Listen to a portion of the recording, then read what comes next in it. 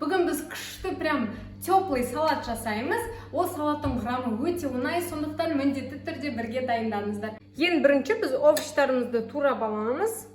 Бұл бізде шампиньоны.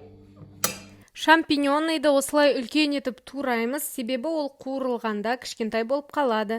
Содан кейін кабачок пен баклажанды осылай дөңгелетіп тураймыз.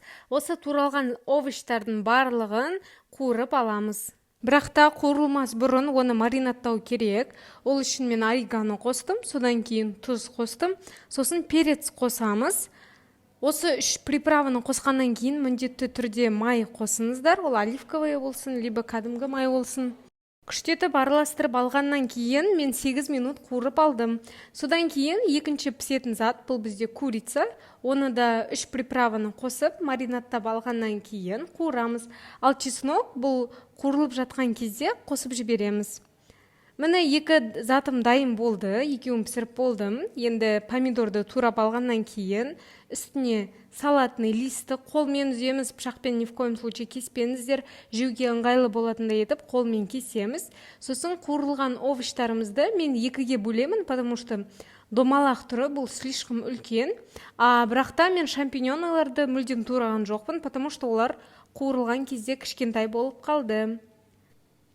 Енді салатымызды жинауды жалғастырамыз. Қазір қызыл жуаны мен жұп-жұқа етіп тураймын, ол прям жегенде білінбей кету керек. Сондықтан осылай өткір пышақпен тураңыздар, сонда сіздерге ыңғайлы болады. Салатқа май қосамыз, 1 ас қасық. Бұл салатқа енді приправа қоспаймыз, потому что мен пісірген заттың барлығына приправа қосып, алдын ала маринаттап алдым. Сондықтан соның приправасы осы салаттың барлығына берілгендіктен тағы да қосымша тұз, перец, онда ештеңе қоспаңыздар. Осылай араластырып алғаннан кейін, барлығы біріккеннен кейін, барлығы күшті етіп араласқаннан кейін, оны әдемі етіп ыдысымызға саламыз. Вуаля, керек емес заттардың барлығын алып тастадық. Осы ыдысқа салып болғаннан кейін, біз піскен курицамызды бетіне әдемі етіп саламыз. Тадам! Салатымыз міне дайын болды. Көріңіздер, мен бұл салатты бірінші рет жасап тұрмын. Жегенде обязательно піскен овощтардың бәрін бір обязательно жасап көріңіздер. Мына салатты мен міндетті түрде еттен де жасап көремін. Сол рецепт бойынша сіздерге өзімнің ойымды айтамын. Міндетті түрде тіркеліңіздер. Всем пока!